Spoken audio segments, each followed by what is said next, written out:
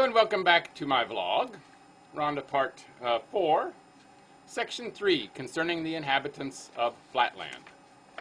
The greatest length or breadth of a full-grown inhabitant of Flatland may be estimated at about 11 of your inches. 12 inches may be regarded as a maximum. Our women are straight lines. Our soldiers and lowest classes of workmen are triangles with two equal sides, each about 11 inches long, and a base or third side so short, often not exceeding half an inch, that they form at their vertices a very sharp and formidable angle. Indeed, when their bases are of the most degraded type, not more than the eighth part of an inch in size, they can hardly be distinguished from straight lines or women. So extremely pointed are their vertices. With us, as with you, these triangles are distinguished from others by being called isosceles, and by this name I shall refer to them in the following pages. Our middle class consists of equilateral or equal-sided triangles. Our professional men and gentlemen are squares, to which class I myself belong, and five-sided figures, or pentagons. Next above these come the nobility, of whom there are several degrees, beginning at six-sided figures, or hexagons, and from thence rising in the number of their sides till they receive the honorable title of polygonal or many-sided. Finally, when the number of the sides becomes so numerous and the sides themselves so small that the figure cannot be distinguished from a circle, he is included in the circular or priestly order, and this is the highest class of all. It is a law of nature with us that a male child shall have one more side than his father, so that each generation shall rise, as a rule, one step in the scale of development and nobility. Thus, the son of a square is a pentagon, the son of a pentagon a hexagon, and so on. But this rule applies not always to the tradesmen, and still less often to the soldiers and to the workmen, who indeed can hardly be said to deserve the name of human figures, since they have not all their sides equal. With them, therefore, the law of nature does not hold, and the son of an isosceles, i.e. a triangle with two sides equal, remains isosceles still. Nevertheless, all hope is not shut out, even from the isosceles, that his posterity may ultimately rise above his degraded condition. For after a long series of military successes, or diligent and skillful labors, it is generally found that the more intelligent among the artisan and soldier classes manifest a slight increase of their third side or base, and a shrinkage of the two other sides.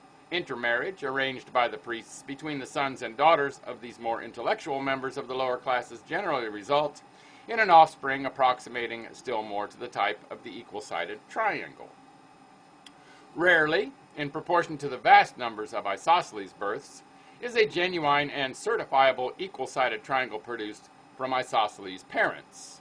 Note, what need of a certificate, a Spaceland critic may ask. Is not the procreation of a square son a certificate from nature herself, proving the equal-sidedness of the father? I reply that no lady of any position will marry an uncertified triangle. Square offspring has sometimes resulted from a slightly irregular triangle, but in almost every such case, the irregularity of the first generation is visited on the third, which either fails to attain the pentagonal rank or relapses to the triangular.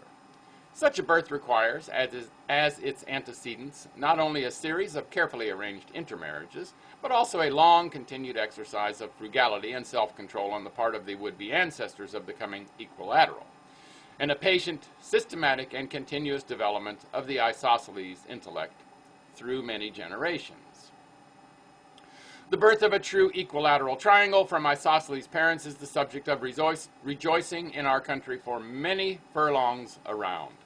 After a strict examination conducted by the Sanitary and Social Board, the infant, if certified as regular, is with solemn ceremonial admitted into the class of equilaterals. He is then immediately taken from his proud yet sorrowing parents and adopted by some childless equilateral, who is bound by oath never to permit the child henceforth to enter his former home, or so much as to look upon his relations again, for fear lest the freshly developed organism may, by force of unconscious limitation, fall back again into his hereditary level. The occasional emergence of an equilateral from the ranks of his serf-born ancestors is welcomed, not only by the poor serfs themselves as a gleam of light and hope shed upon the monotonous squalor of their existence, but also by the aristocracy at large. For all the higher classes are well aware that these rare phenomena, while they do little or nothing to vulgarize their own privileges, serve as a most useful barrier against revolution from below. Had the acute-angled rabble been all, without exception, absolutely destitute of hope and of ambition, they might have found leaders in some of their many seditious outbreaks so able as to render their superior numbers and strength too much even for the wisdom of the circles.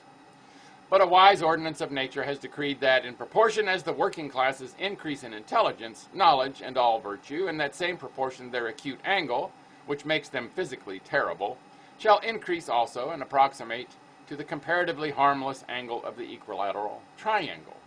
Thus, in the most brutal and formidable of the soldier class, creatures almost on a level with women in their lack of intelligence, it is found that, as they wax in the mental ability necessary to employ their tremendous penetrating power to advantage, so do they wane in the power of penetration itself.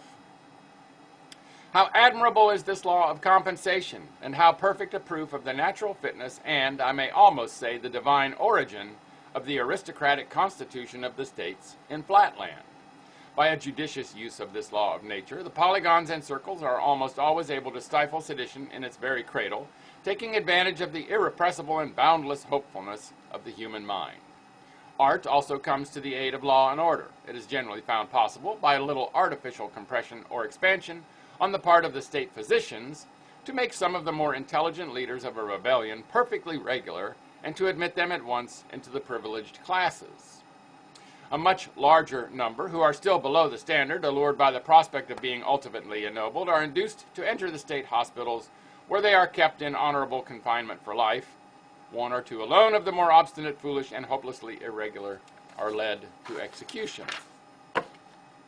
Then the wretched rabble of the isosceles, planless and leaderless, are either transfixed without resistance by the small body of their brethren, whom the chief circle keeps in pay for emergencies of this kind, or else more often by means of jealousies and suspicions skillfully fomented among them by the circular party.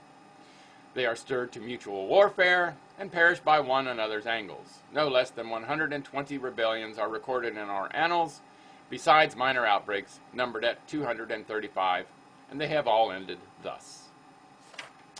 And that is the end of Part 4, Chapter 3 of Flatland, concerning the inhabitants of Flatland. So they've got a government, an oppression, and etc., and so forth in Flatland. More tomorrow. Make it a great day, and bye for now.